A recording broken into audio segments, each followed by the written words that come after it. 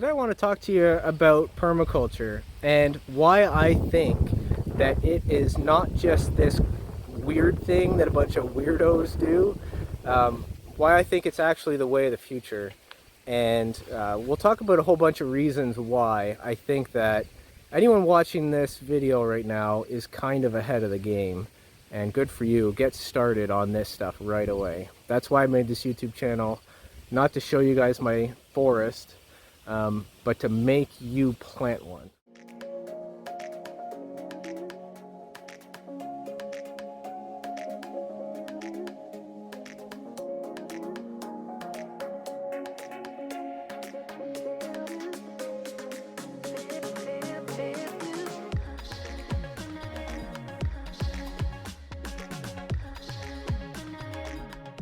The world is becoming an increasingly unstable place.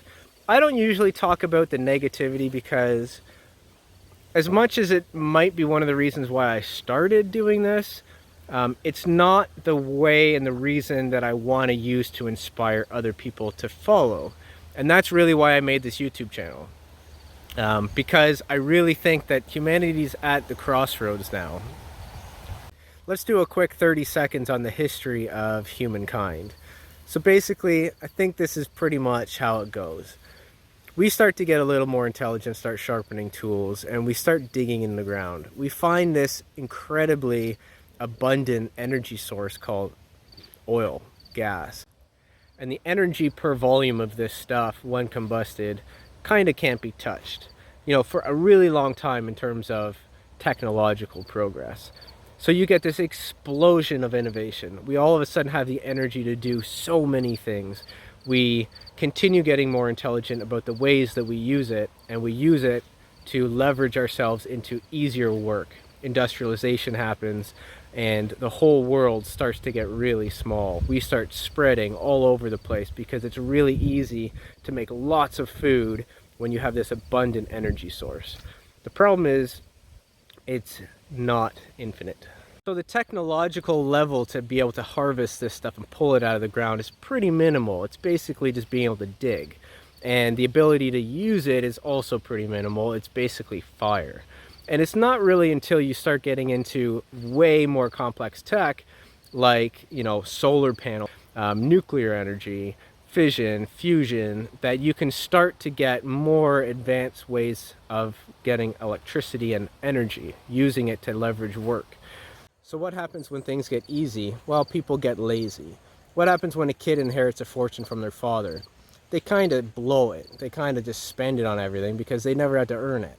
That's kind of what happened to humanity over the last 100 years. We inherited this abundant energy source, and what did we do with it? Did we leverage it into furthering our race? A little bit, but for the most part, we blew it, on coke and hookers. Can I say that on YouTube? Well, and that's where we find ourselves right now. We've basically, burned all the oil and gas, and it's kind of gone to the point we're squeezing it out of rocks right now. And the energy in to get energy out, it's just kind of not lining up anymore. But the problem is we're used to the lifestyle that it gave us. We're kind of like that spoiled child who, I remember on the Cosby Show, they said to the kids, "You're not rich, mommy and daddy are rich." That's kind of us. We inherited all this and we became lazy with it. And we never used it to benefit ourselves at all, aside from the cheap, easy stuff to make our lives easy. And we're living this life of luxury. We're kind of like in the Hunger Games, the people in the big city who are kind of spoiled and are just basically living off everything else, sacrificing everyone else for their own luxury. That's where we are right now. So Hubbard's curve's coming and it's going to kick our butts. And we're probably already past the peak. The oil peak is looking like it was a couple years ago.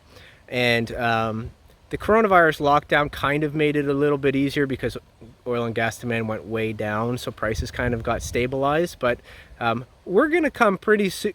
We're going to come to the fact that we got to get off oil and gas. We probably should have a long time ago just for the sake of the environment. But we're going to have to economically in order to basically just continue feeding the planet. Now, us surviving Hubbard's curve is really contingent on how well we can transition off of coal, oil, and gas and towards, more renewable energy sources. we should be really spending every last ounce of carbon from fossil fuels in order to develop infrastructure for solar and nuclear and wind and hydro. But spoiler alert, we're not. Whether for economic reasons or for the environment, for climate change, whether you believe in that or not, whether you believe in science or not, we got to get off coal, oil, and gas. But we kind of got to do it anyways, just for where the finances are going. Why am I talking about that? Well, because permaculture is about how we live on this planet indefinitely. And we can't live on this planet indefinitely on coal, oil, and gas. It's known, whether you believe in climate change or not, the stuff is running out. It takes hundreds of thousands or millions, hundreds of millions of years, maybe even billions of years to produce. And it's taken us about 200 to basically take the entire stockpile of it and burn through it. Now at the same time, housing prices and real estate prices are kind of going crazy. And I think everyone knows that, because I don't think wages have necessarily gone up like 400% in the last, couple decades, but housing prices sure has.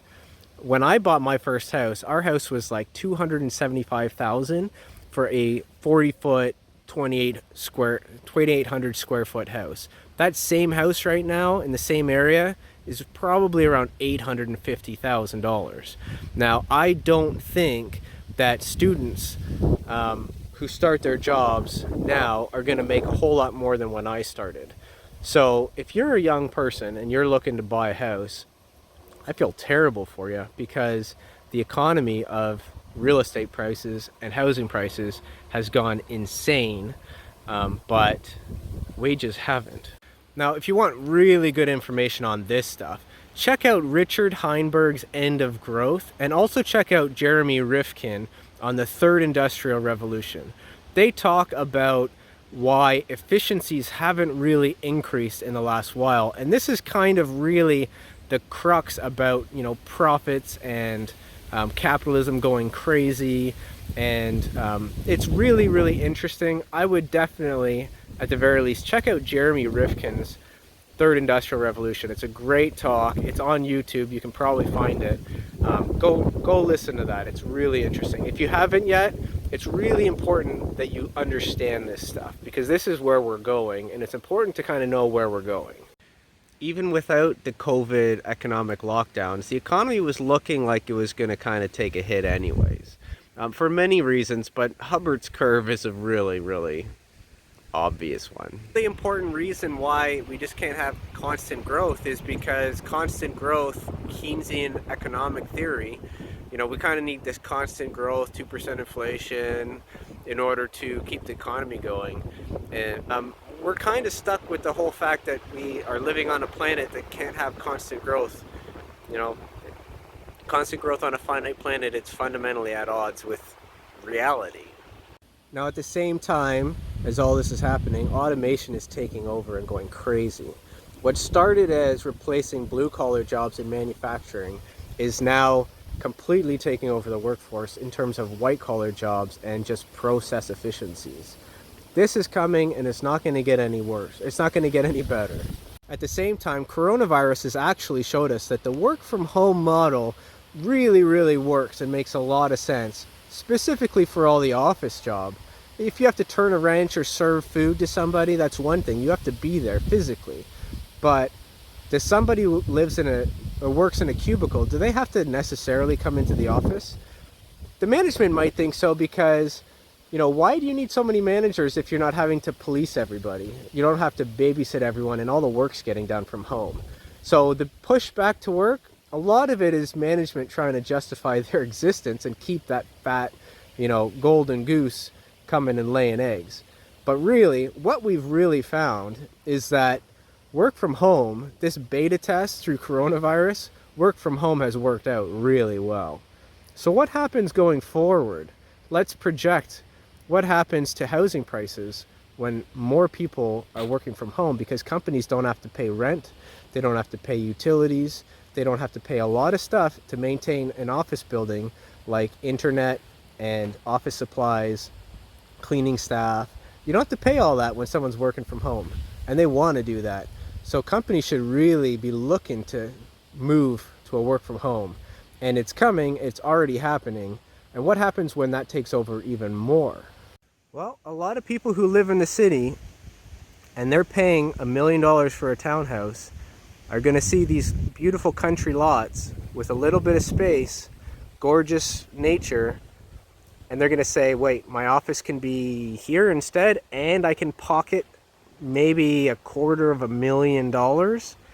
I think I might move out into the country a little bit. I joke with my wife that, especially say at night, I can be out on my front lawn and I could be buck naked and nobody would know. There is nobody around that would be able to see. And you know how nice that is to not have neighbors up in your face? It's real nice. And I think a lot of people will make that choice. When we sold our place in the suburbs, we ended up pocketing a whole bunch of money because we just wanted to move out somewhere with land and the price was right. And you know, I would be myself a completely different human being if I never moved out here. Moving out to the country and starting this food forest has changed my life in so many ways for the better. Health, sanity, finances, everything has just gotten so much better since making this move out to the country.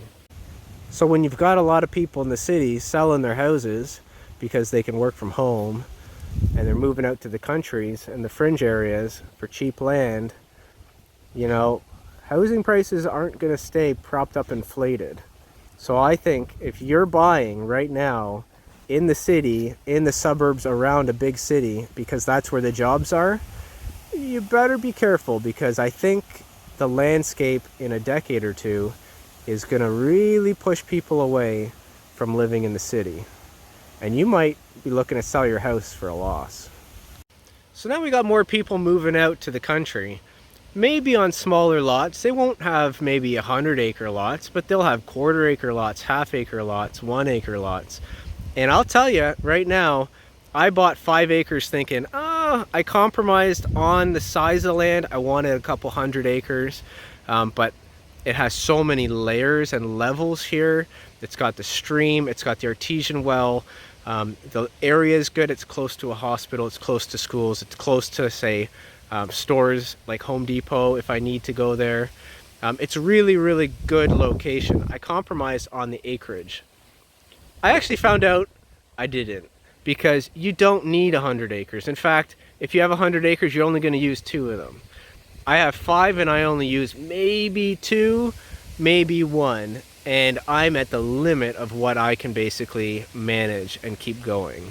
All right, so back to the topic. We got a bunch of people now looking decades into the future who are moving out from these insane city centers that are virus spreading hubs, crime hubs, finance sucking hubs, where nobody knows each other, community doesn't exist, unless you specifically go out and look for it. And they're moving out to the country. They got a little bit of land. Maybe they're planting some fruit trees. They're starting a garden. Sustainability is going to go through a tipping point.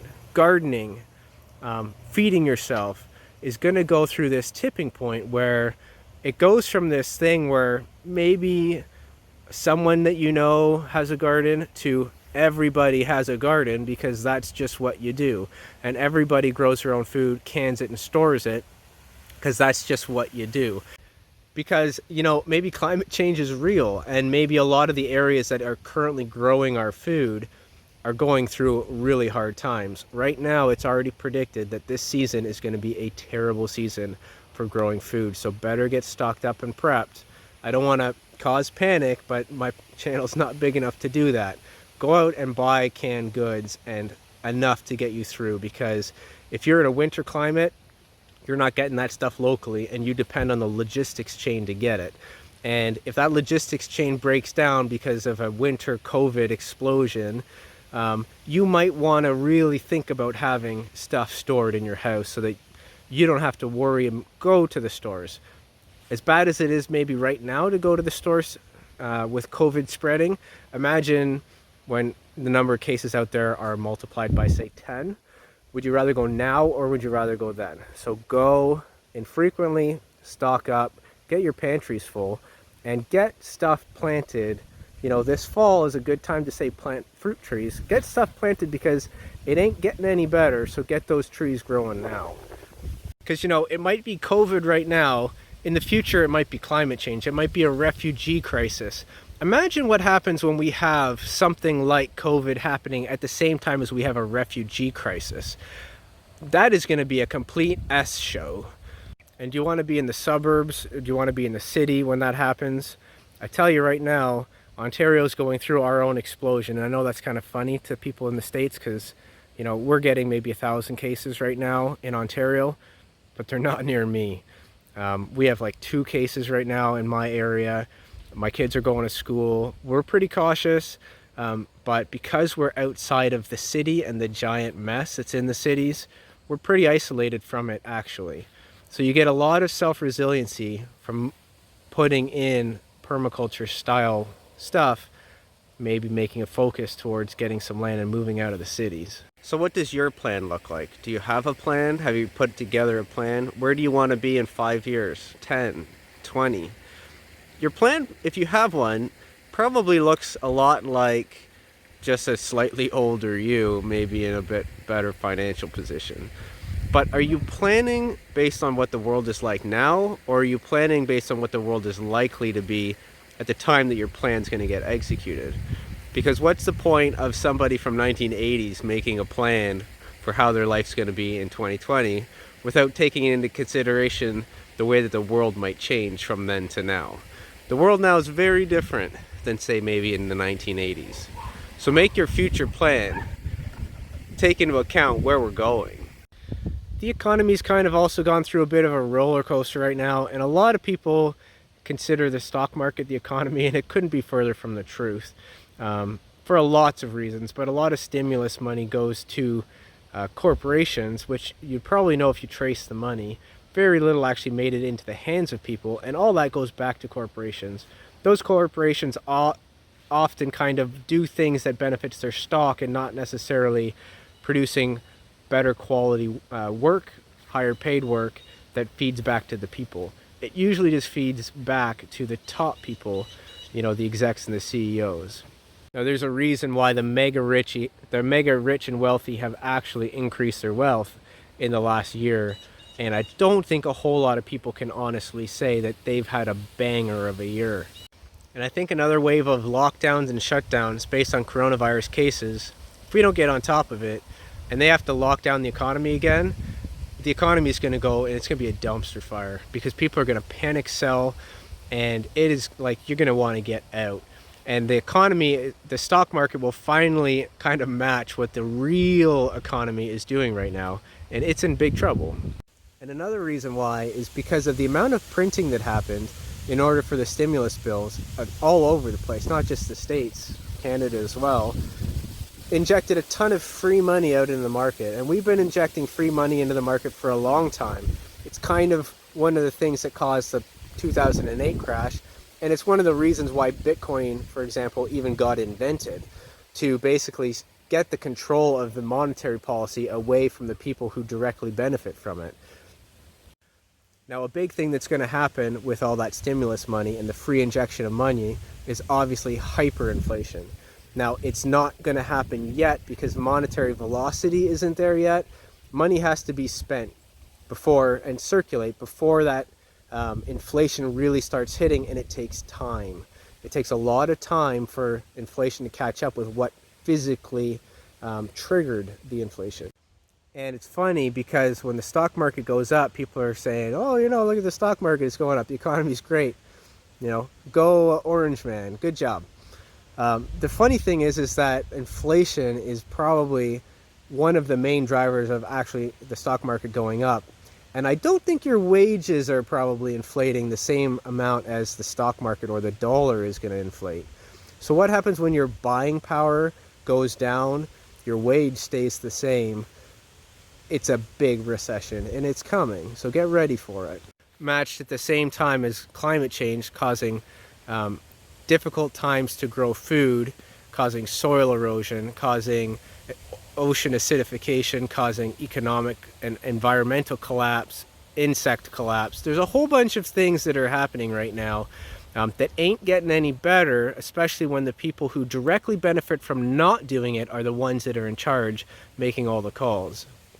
And you know, this is kind of the perfect storm for a thing like this. It's the perfect storm for this existential threat to the human race. Is what happens when you benefit the people and reward them for making poor decisions, but you delay the impact and consequences of those decisions well past the life frame of the people who are actually causing them. So you have people making poor decisions, and the consequences are going to be paid by their grandchildren or great-grandchildren, but they get rewarded for making them. It kind of spirals into this death spiral that we find ourselves in, where we do a whole bunch of really dumb stuff to, you know, raise stock prices this year. People get big bonuses, people get happy, but we're kind of selling the grandkids down the river.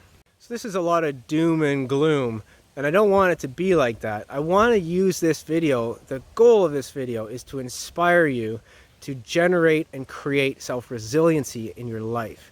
It means, you know, stuff might be hard to do. If it was easy to do, everyone would do it, and then therefore there's no benefit to you doing it.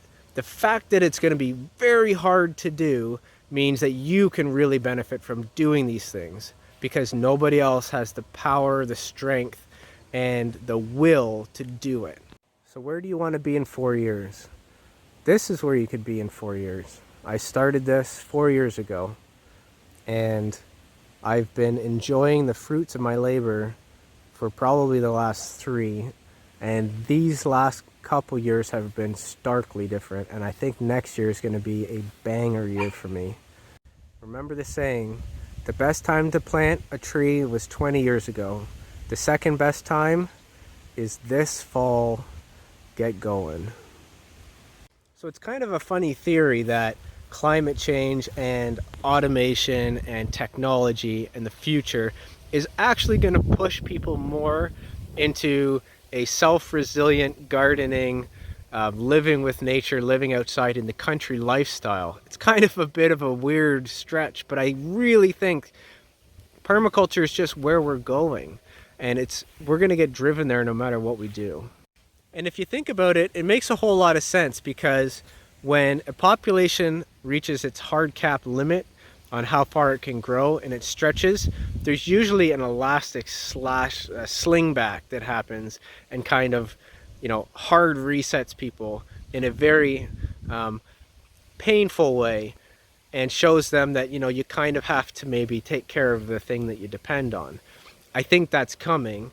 I don't know if it's coming 5 years from now, but I'm pretty sure if I look forward to my retirement, and most of you are around my age, maybe a bit younger, maybe a bit older, maybe you have kids, if you certainly look to their adult life as the main workforce, they're probably going to live in a world very different than us. It's very, very good to teach your kids how to kind of be a little more self-sufficient. So this is a big reason why I think that permaculture is just kind of the way that the world is going. It might be a fringe thing now that a few of us are doing, but it's really the default way of living on this planet. It's pretty weird that there's a species out there that's living in the natural world, depends on the natural world, and doesn't take care of the thing that it depends on. That's not normal, and there's going to be a correction eventually. Absolutely, without a doubt, there will be a correction if we just keep destroying the thing that we depend on. So permaculture, sustainability, regenerative, environmental science, you know, ecosystem design, I think this is just the default way that humans should live and will live, whether we want to or not. That's where we're going. So it's good to kind of get acquainted with how to plant, save seed, because I think it's going to be like our kids are going to grow up in a world very different from the one we did, whether it's technology or other things, but one of the things is absolutely going to be a return to the land, I think, especially for the more rural areas. There's a lot of people who live in rural areas that have no idea how to plant food, and I think that's kind of crazy that somebody can be sitting on hundreds of acres and not using it at all for any kind of self-sufficiency or resiliency. They just go to Walmart to buy food. It's kind of silly, especially when you track the kilometers of transport and packaging, and you know, it's just insane that someone would grow and eat a potato from Iowa in Canada when they can grow it 5 feet outside their door. It's silly, and we really need to, and I think we're gonna get forced into, you know, returning to the land, living like maybe our great grandparents did. Everybody knowing how to make food, store food, can food. So I think anyone watching this right now, I think you're ahead of the ball game, and I think you're going to do yourself a lot of good by getting started. So maybe you get started because of COVID and you want to be more resilient next year. You want to have food growing instead of a useless lawn. Maybe you get started like me, just to plant for nature as a hobby, and all the food stuff is a side benefit. Maybe you get started as an actual self-resiliency and self-reliance thing, where you're selling plants as a side gig that maybe you don't have to necessarily tell the government about. You have a little stand at the bottom of your driveway. I don't think any, you know, FBI agents or Canada revenue agents or whatever your tax thing is in the States, a CRA, are going to be knocking on your door in order to, you know, to track down that tax money from $50 or even $2,000 that you made selling hostas to people, selling comfrey cuttings, selling King Strophoria mushrooms that you planted 4 years ago and are just generating income every year. So have a go at it. Think about, you know, permaculture as not necessarily this fringe thing that some weirdos are doing. Think of it like everybody's going to be forced into this, so you might as well just get ahead of the ball game.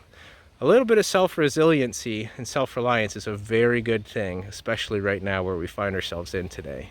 So these elephant ears here were all propagated off of the same plant in the spring, and they were basically just root fragments that I planted, and they came up.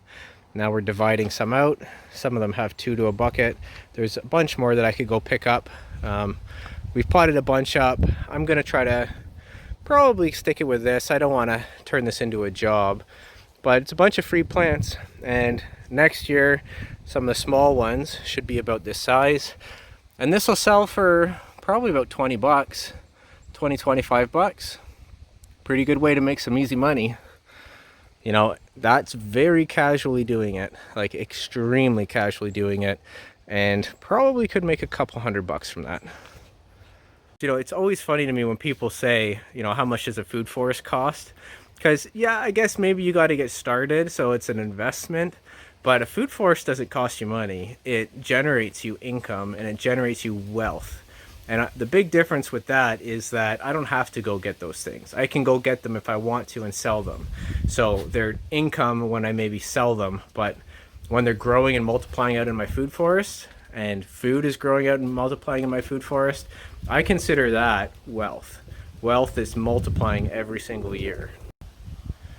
And the other thing that it is resilience. So there's a lot of stuff going on in the world right now. If we have big second wave lockdowns, a lot of industry is not going to survive that, but it might not be an option. So, you know, if you can take some time right now to get stuff in the ground, that maybe next spring, who knows, maybe you lose a job, maybe you have some food growing, maybe you have a side hustle selling plants. It takes very little effort, and I think it's very well worth doing. And even if that isn't how it plays out, even if you just want some beauty on your land, well, that's a pretty good reason too. As I just pan across what used to be grass, used to be just useless grass, and now we have apples and Jerusalem artichokes and kiwi and peas and apples and daikon radish, currants, raspberries, blueberries, blackberries, pears, asparagus, onions, sea buckthorn, that carpet of strawberries. More and more all the way down, repeating elderberries and currants and peaches and pears and plums. And it's all inside this very beautiful and ornamental landscaping. It's absolutely gorgeous, I think so at least. And people who walk by my property, and they stop and point and look, I know that it's just universally loved by humans. I just think this is the way to go. What would you rather, have all this useless grass? And I'll tell you, I would replace every square inch of this if I could. Or would you rather have sage growing right out your front door? So stay tuned. The next couple years I'm going to really flesh this whole entire front area out. I want this to be a strip wall of food forest where you're walking in between the two of them underneath this gorgeous maple. I want to connect them all together and keep expanding. And the pond is down there. I want to basically just walk around my land like a caveman foraging in my retirement. Maybe selling plants, maybe selling food. You know, I already have my retirement job locked up. So you got to get started while you're young. You got to get started now. Even if you can just buy a piece of land and build on it later. Buy the land, plant the plants, and build something wonderful for your retirement. Build something where you can set roots down and your children will remember coming home and eating persimmon pie from Grandpa. So thanks for watching. I really believe that permaculture is the way of the future, whether we want it or not. It's just the way that the world's going. See you next time. Where do you want to be in 5 years?